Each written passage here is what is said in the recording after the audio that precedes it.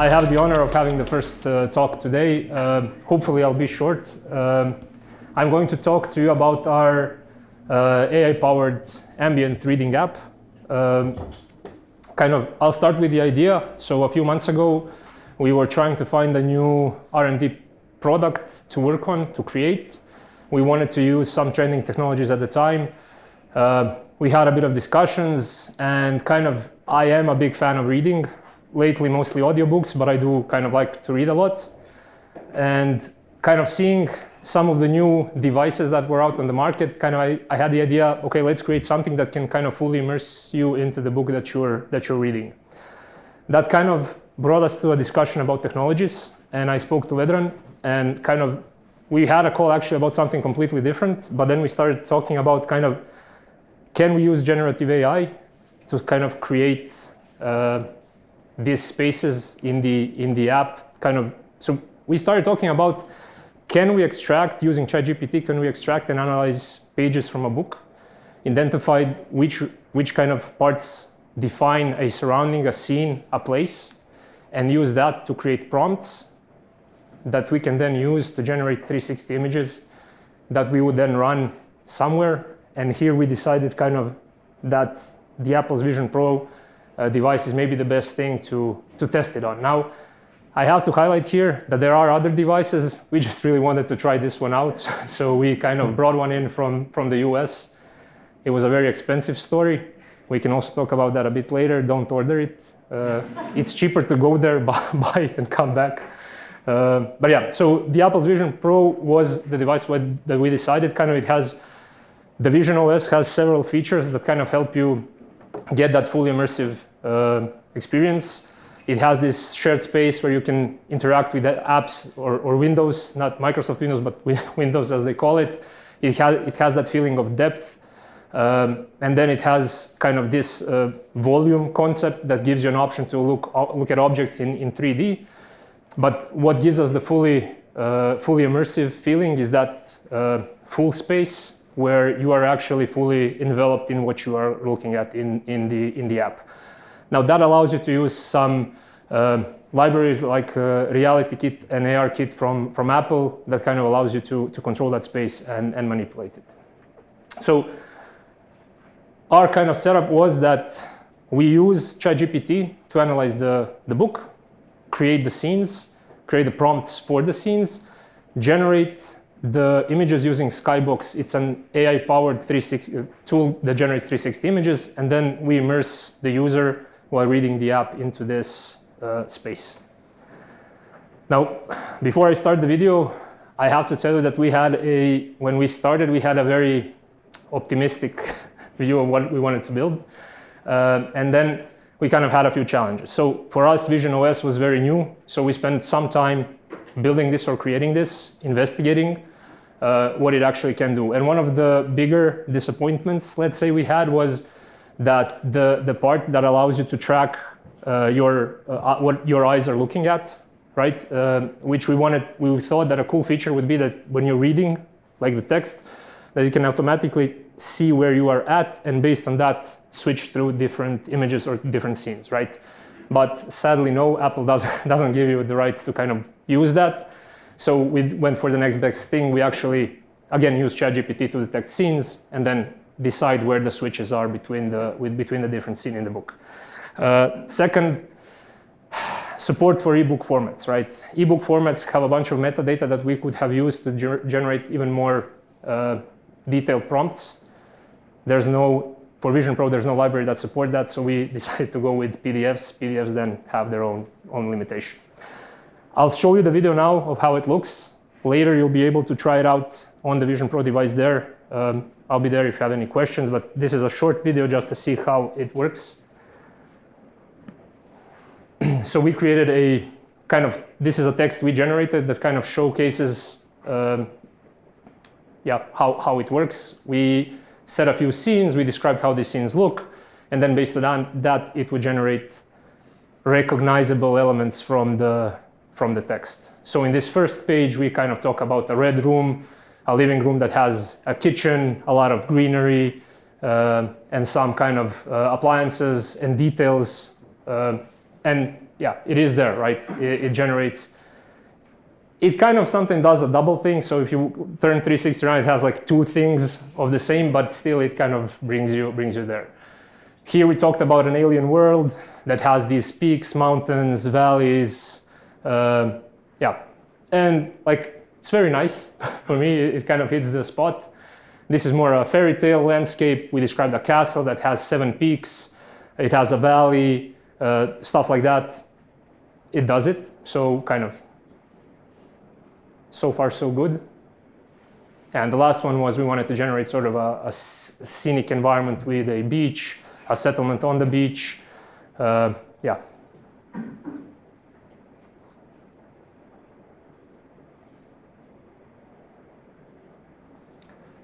So we do have a plan for what's next. So this was very basic. This was the basic generated prompts that ChatGPT gave us. What we were thinking about now adding is adding specific styles based on the book type you are reading. So if you're reading a children's book, it will be more cartoonish. If you're reading a horror book, it would be very dark and a bit more scary. We are also investigating if we can do kind of AI-generated audio. We think it will be very interesting. The Sound Pro device actually gives you spatial audio, so you see that something is happening from behind. You'll hear it from behind, so it will make you sort of turn around. We're investigating what we can do with that. And kind of we want to see if we can, based on user feedback, customize the prompts that are getting sent to generate the images. So you can create sort of your own style, that you have your own unique style that generates the images, something that you prefer personally. And yes, we do plan to release this at some point when we feel it's ready. We'll release it for free. For now, we are using only public domain books. So we're not using anything that can infringe any copyright. And yeah, hopefully we get some feedback from users and see how to develop it further. Try it out later. And yeah, if you have any questions, shoot. Yes? Do you have any complaints about reading through the glasses in time? It depends. Yes, some people are very sensitive to reading through the Vision Pro device, but some people said that they were using it for hours without any problem. I think it depends a bit on, you have to kind of... We need to adjust. Exactly. Exactly. And you need to customize it. Every device is actually, you kind of modify it for yourself. It's set for a single person. So I think that's also a part of it a bit. But yeah, mostly people said that after a long using, the device itself becomes a bit heavy on the head rather than problems with the eyes. Yeah, each device. So every time a new user uses the device, he needs to calibrate with the eyes and everything. So it can, because it's yeah, it gets. We have funny situations where you have somebody else was using it and you cannot point at the exact spot with your eyes because it was calibrated to someone else. Yeah. It's a bit kind of... So it tracks your eyes, but based on your initial calibration, right? And if it's somebody else, then you're looking at something, and then you see you have to look a bit below it, so you can press the thing about it. It still has things to kind of improve. Yeah. Yes, first, and then yeah. So from the example which you showed, it seems that you have a short chapter, like one-page chapter. So what happens when you have a long chapter, like I don't know, 10 pages? And are you able to, I don't know, summarize it or perhaps extract interesting data? For example, only the part which you described in the scenery, not just like the whole thing. No. So we currently sort of pre-process the book. And ChatGPT identifies specific scenes. And what we try to do, we actually try to limit the number of scenes you have. So if your scene changes like 3 times in the same page, currently we're not trying to change it 3 times. We think it's going to be a bit aggressive for the user. We do have some logic that chooses, let's say, the one that lasts the longest, and then we show that one. But yeah, currently we are trying to find these breaks in the text to do the actual switches. So like paragraphs, and then we switch. Again, using PDFs makes this a bit more difficult. Ebooks are a lot more structured, easier to kind of find those breaking points that we can use to kind of do these switches. But currently we do try to identify every scene, and then based on that identify every location and display it. We just don't want it to change constantly as the user is reading. And you also use ChatGPT to identify each. Yes, yes. So, but we used 3.5 because it was much cheaper at the time. Because otherwise, some books are like 200 pages. So you can imagine the number of tokens going back and forth. So we tried to kind of optimize. I mean, this was just a proof of concept. We used War and Peace as a first book. It's very long, but it does have some very good scenery descriptions, and it's very nice to see in a scene, one of the first scenes, he describes the room they're sitting in, and you see actually the details, right? If you look at it as a whole, it looks a bit plastic, but then you start recognizing the details. There's a mirror that has a specific view, there's a specific window, and it kind of really generates those really, really well. So sort of nice surprise. Yeah, sorry. So let's say you have a story, you generate, for example, 10 different scenes. How do you maintain the same objects or characters or houses to different scenes to be the same?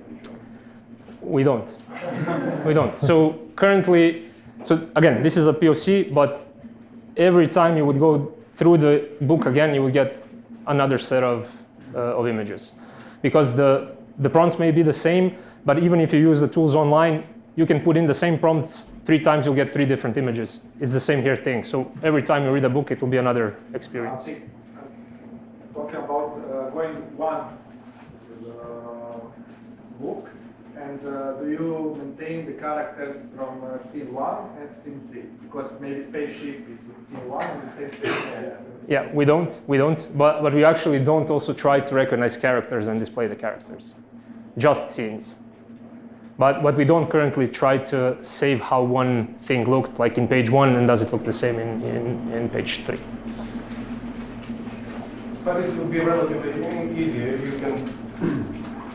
I mean, if you have a description of the scene and it doesn't show. So if you have a ship or you have 10 different ships, I guess you could create 10 different images, but you can probably map them out to a certain description. It will be similar. I don't think it will be 100% the same, but it will be similar.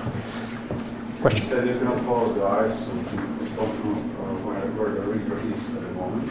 Are you doing some analytics? How many pages, or how much time is for the user to read one page, and by that differentiate on which part of the page it is, and then change the scene, or we're just standing? Currently, it's very fixed, right? We have a fixed point after you read through it or swipe a page, it will change the scene. We do plan to use sort of analytics to track how people are using it and then get some feedback, kind of, is it too aggressive to change the scenes at some time? Do we keep it? Do we need a fade in, fade out? Stuff like that to see, or how to improve the user experience. But currently, it's the points for the switches are fixed. Okay. Do we have any more questions? Yeah. Other than immersive reading, do you have anything else in plan before the road ahead?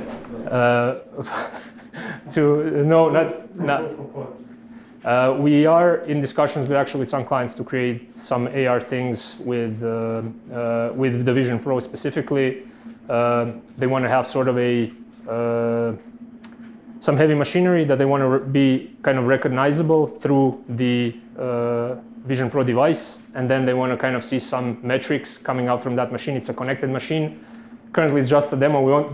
We're talking about a demo. It won't be connected, but kind of the concept is there that you sort of have when you enter an engine room, that you can just look around and it kind of recognizes machines and then gives you out the metrics from those machines. So we are in a few discussions about that. But again, a big problem is that this is still currently not available in Europe. It will be next year. Getting it here, again, expensive. So yeah, we're just starting that service. Sorry, why not Mac or Magic Clip or something like that? Again, we wanted to try this one out. That's the main reason. It's the same shit. And so in this case, we used Vision OS as the basis for the interactions, which is a bit more, I would say, a bit more advanced than something that other devices are using. But we are planning to do this on WebAR, and then it can be run on any AR device in a browser, right? And it has that 360 view, and we want to test that out as well to see how we can interact with it. But that's a good question.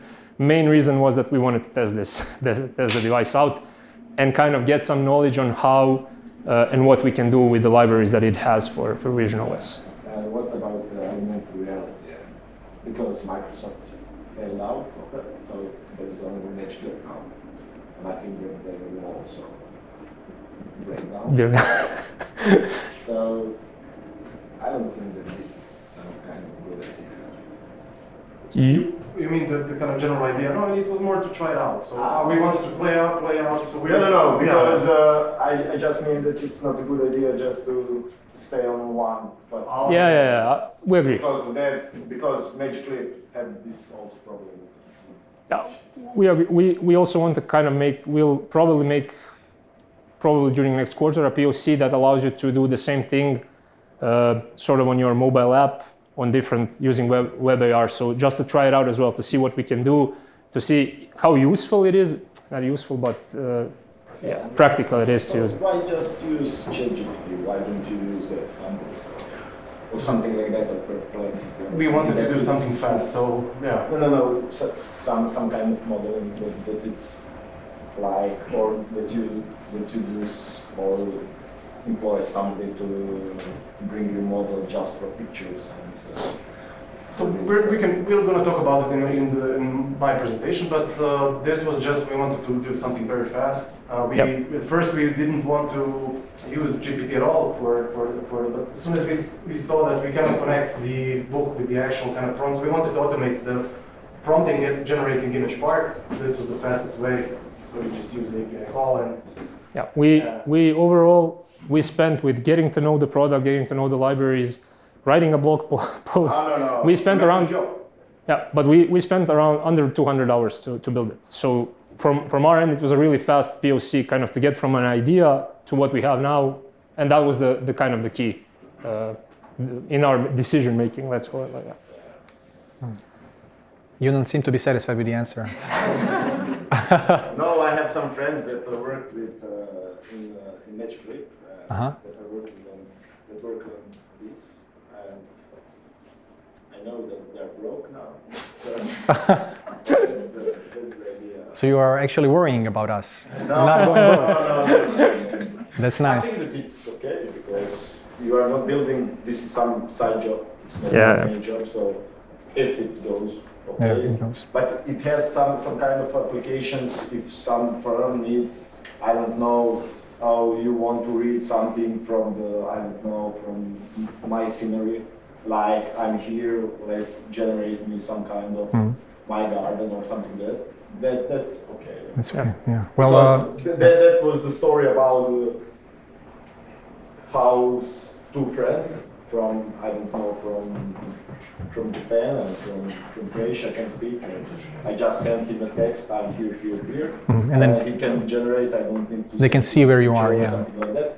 And then we have instead of, I don't know, sending lots of gigabytes of pictures or something like that, you can generate like kilobyte of just words. Generate an image. And that's the good knowledge of NLP because tremendous job. No, I'm just saying. Luka is waiting for a compliment, but yeah, he's not getting one. Because I like War and Peace is one of my favorite books. Yeah. I want to see. Okay. Lucky for us, Luka is passionate also on the OK project, so we are we choose still continuing work on that. Something like Idiot or Orient Express. Yeah, there are some books that may not be. Yeah, we decided not to put. PG-13 and so on. Yeah. Okay, cool. That's it. Thanks everyone. Yeah.